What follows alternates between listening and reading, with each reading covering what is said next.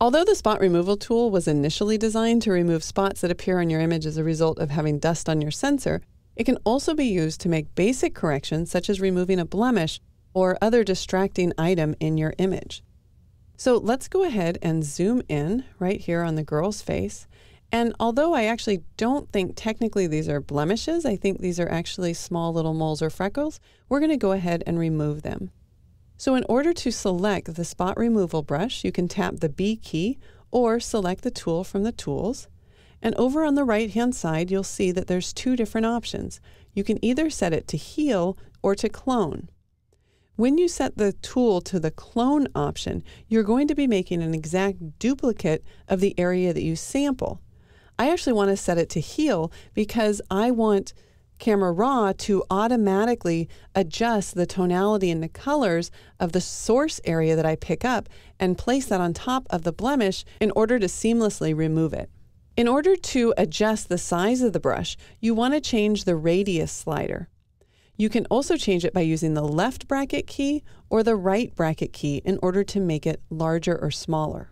And you don't have to actually just click over an area with a large or small brush, because you'll notice when the brush gets too small, all you have are the crosshairs. Then it becomes much easier to simply click on top of the blemish that you want to remove and drag out the circle. Now let's zoom in using Command plus or Control plus.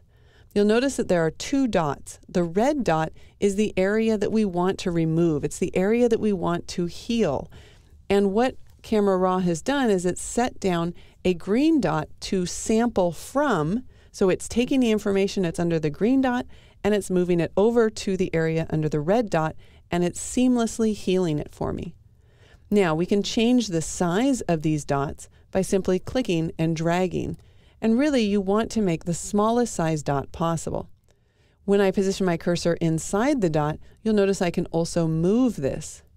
So let's make it just a wee bit larger. I want to make sure it's a little bit larger than the area that I'm trying to cover. And then we can tap the V key to hide and show that overlay. So now let's move to this dot right here. Again, I could simply click, or I can click and drag to set the circle size myself. If this green dot is somewhere that I don't want it, you can just position your cursor inside the green dot in order to relocate it and to help out Camera Raw pick the source or the area to sample from.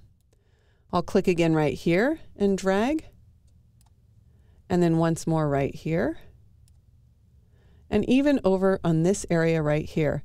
Here I can see that it's selecting an area that's too dark, so I'll move over the sample area.